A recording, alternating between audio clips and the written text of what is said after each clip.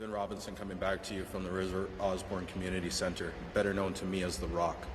This is where we got started way back in 2013, where we were taking children from all across the city that were at community centers, didn't know what to do with their spare time, and we gave them a skill, got them off the street every Friday night. We taught them how to play basketball. Some of these guys are so amazing. Well, this is now years later, 18 plus. They're still playing for life. So it humbles me when I've seen these young men and women turn into adults and doing awesome things in our community. To me, I call those community changers. Everybody's got to do their part to make our community a better place.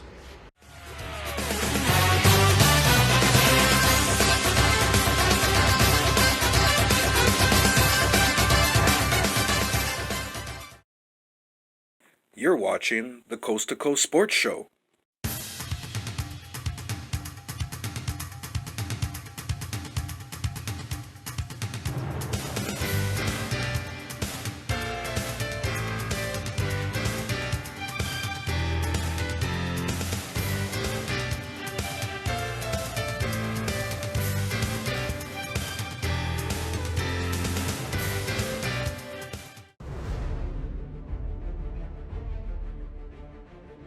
This is Calgary, the heart of the West.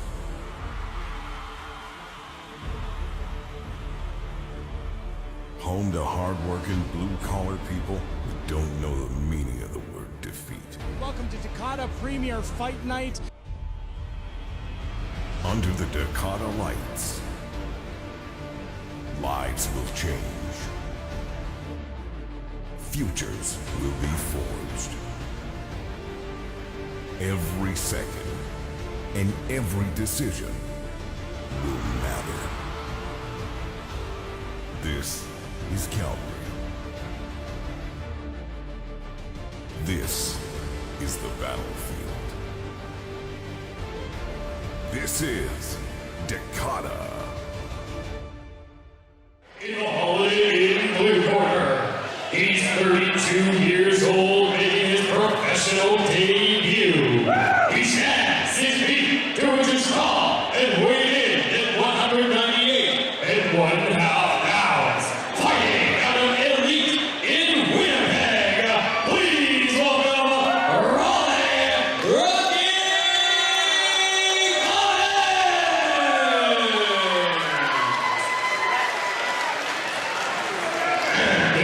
in the Beaches Liquor red corner, he's 3'5" as a professional, 30 years old, and stands 6 feet, 5 inches tall. He weighed in at 199 and 1/2 pounds.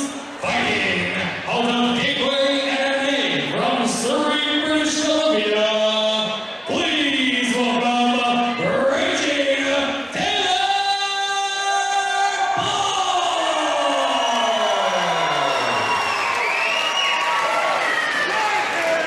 This bout is contested under professional rules. The referee in charge is Mr. Joel Scobie.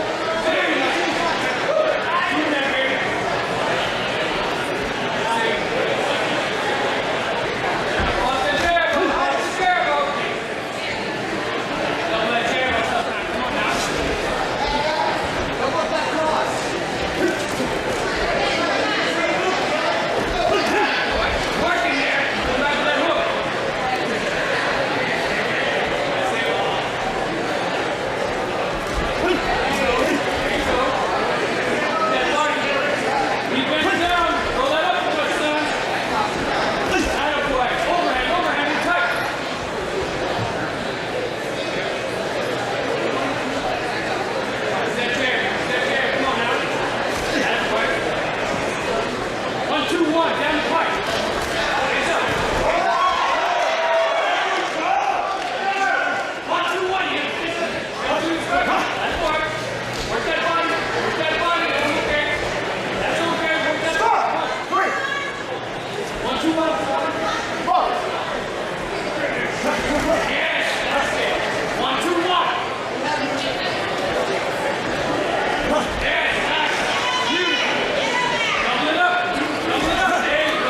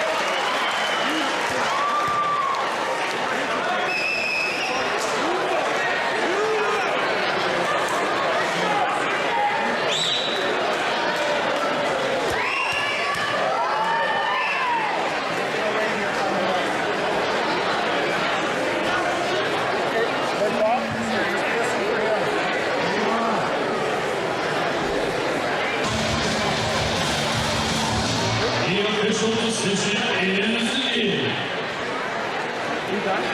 Referee Joel Scobie stops the bout at 45 seconds of the fourth round. For the winner by knockout, Rollin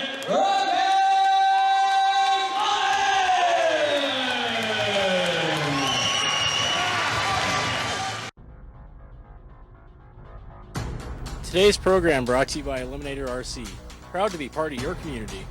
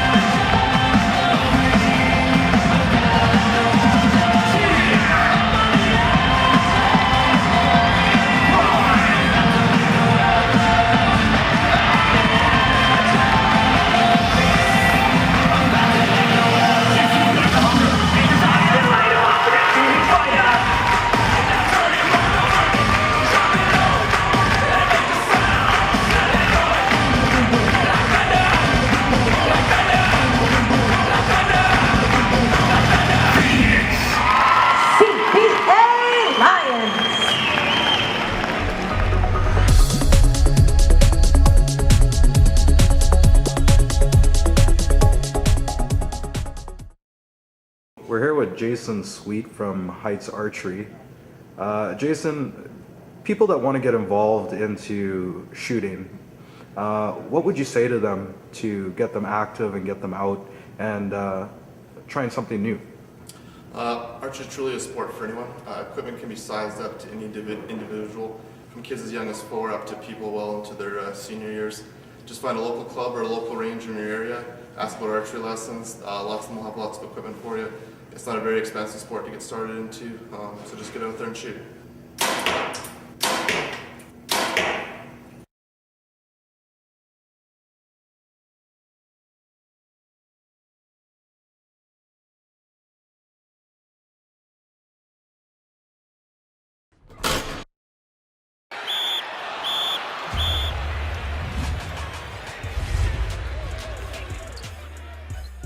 The Lightning taking on the Express. London has lost 4 straight. Pick it up in the second half. Nice cut by Marcus Capers. Throws it down. Lightning down 8.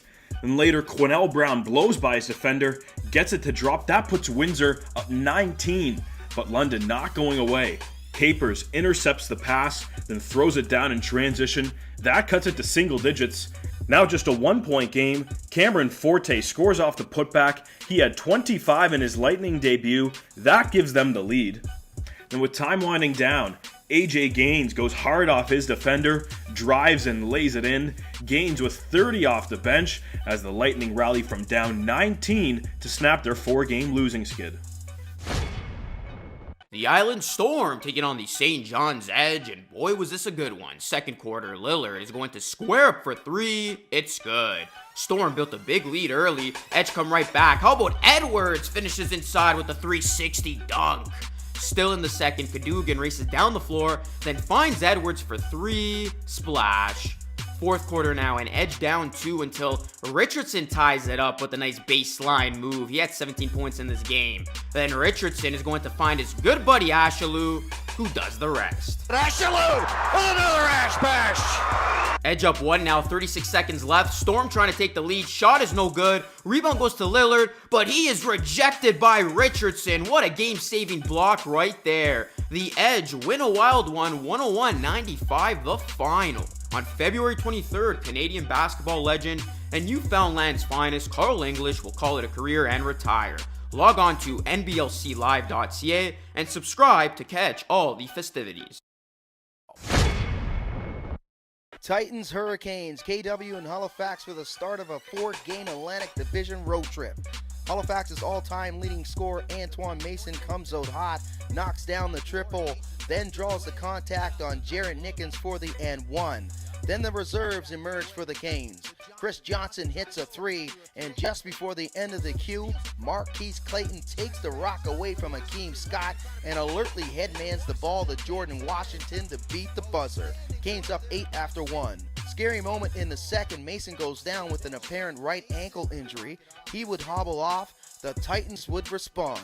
Olu Famotini hits a 3. Then Jonathan Harris's layup cuts the lead to 8 at the break.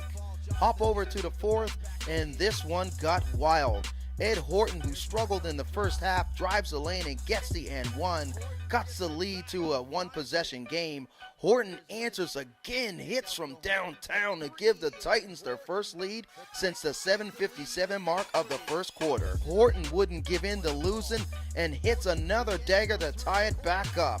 Under a minute remaining, and just like Willis Reed hobbled back in Game 7 of the 1970 NBA Finals at the Garden, Mason, a native New Yorker, comes up with a similar theatrics. Mason for the lead, bang! And Antoine Mason hits it right between the eyes from downtown. And knocks down the contested 3. Halifax would hold off the Titans and snap a 3-game losing skid. Ed Horton would finish with 23 points in the quarter and 28 in the game. Mason continued to build on his franchise all-time leading scorer total with a game-high 30. And now it's time for the NBL Players of the Week. The Player of the Week is AJ Gaines of the London Lightning.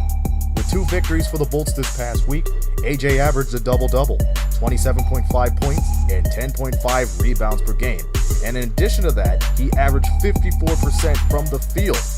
But then again, you would expect big numbers like that for somebody that knows a thing or two about attacking the basket. You better look out. The Canadian Player of the Week is Alex Campbell of the Island Storm. Fresh off an injury, Alex averaged 32.5 points, 6 rebounds, and 5 assists per game. What are the highlights? What about our favorite players? What about our favorite team? This little interesting feature we call NBLC Cuts. We'll see if Windsor can continue that Sam Muldrow cutting to the cup. Back up with a fresh shot clock. A little bit of a crossover. Capers to Phillips. Attack. Drive. Stripped away by Campbell. Taking it back. Campbell again. And the toss up and the throw down by Robbie Robinson. And that gets everybody on the bench of the Island Storm up and off their feet. Wow. Take a look at this. Jonathan Lloyd has been able to... Number 5 lost it last night. 47 points they gave up in that third quarter. Brady schemes, cleaning it up. Comes through, penetrates, good pass for Denzel Taylor. Capers thought about taking 3, passes a opponent for 2, loses Scott, and goes with the 2-man cram. Just got his pocket picked. Allman with the alley-oop. Big play there from Corey Allman. Bounce Pass inside for Allison. Oh, that's a sweet dime. See if they go back to that formula for the match. Harrington Ward in for Ashlew. Ashlew got his defender up in the air. Olu Ashlew spins around and throws it down. Nowhere. Oh, nice drive to the hoop. Long lead pass for Nathaniel Wright, and he gets the jam. Bit of a weird sequence there. Speaking of, there we go. Wow. Great look by Cliff Kingsdales to Antoine Mason. That shot. Yeah, again, they're going to get him in transition because of it. Transition indeed. Wayne McCullough comes through and Coach Stephen Marcus. Coach Kendrick will have a decision to make. Between the legs. Oh my goodness. With Lloyd. Nice play there. Hard to take somebody off when you. Nowhere near the rim. Alex Johnson, a friendly Catch and roll. shoot for Cadogan. Cadogan's going to come up short there. Watson was tied up, but Brandon comes in. Swatted away by Lewis. Punch it on him to the moon and back.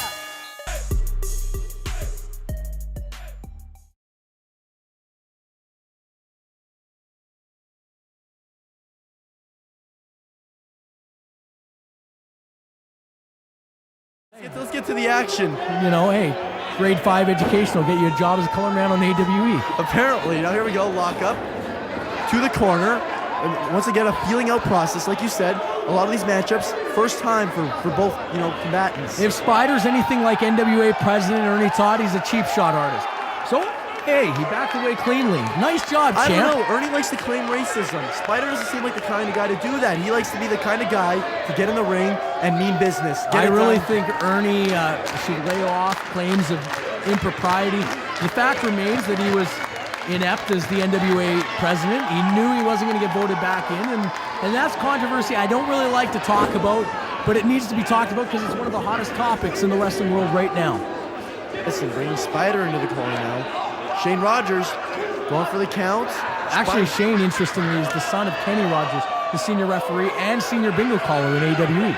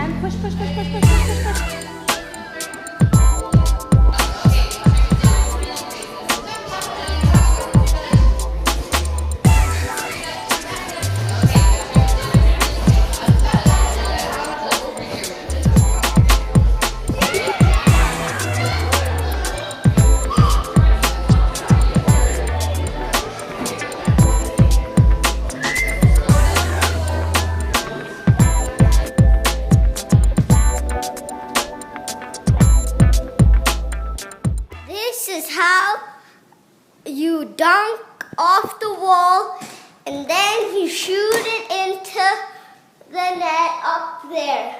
I will show you an awesome mature stuff thing.